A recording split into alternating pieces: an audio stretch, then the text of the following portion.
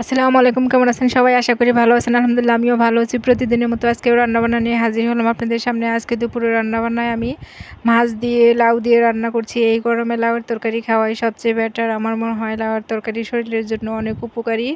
তো আজকে আমার ফ্রিজে তেমন একটা মাছ নেই। অনেক ঘাটাঘাটি করে ফ্রিজ থেকে এক টুকরা মাছ পেয়েছি, একটু মাথার একটু অংশ পেয়েছি। এটা দিয়ে আমি আজকে লাউ রান্না করব। তো প্রথমে আমি মাছটা ভালো করে কষিয়ে নিয়েছি। এখন আমি লাউগুলো দিয়ে দিলাম। নেড়ে চেড়ে ভালো করে কষিয়ে তারপর আমি রান্নাটা করব। লাউয়ের তরকারি এমনিতেই তাড়াতাড়ি হয়ে যায়। লাউটা অনেক কচি ছিল, তাড়াতাড়ি সিদ্ধ হয়ে গেছে।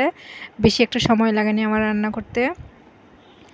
এই তো আমার কষানো শেষ। এখন আমি সামান্য পরিমাণে একটু ঝোল দিয়ে দিব, সামান্য ঝোল দিয়ে দিব। লাউয়ের তরকারিতে তেমন একটা ঝোল দিতে হয় না, না দিলেও চলে। তারপরেও আমি একটু ঝোল দিয়ে আমার রান্নাটা শেষ করব।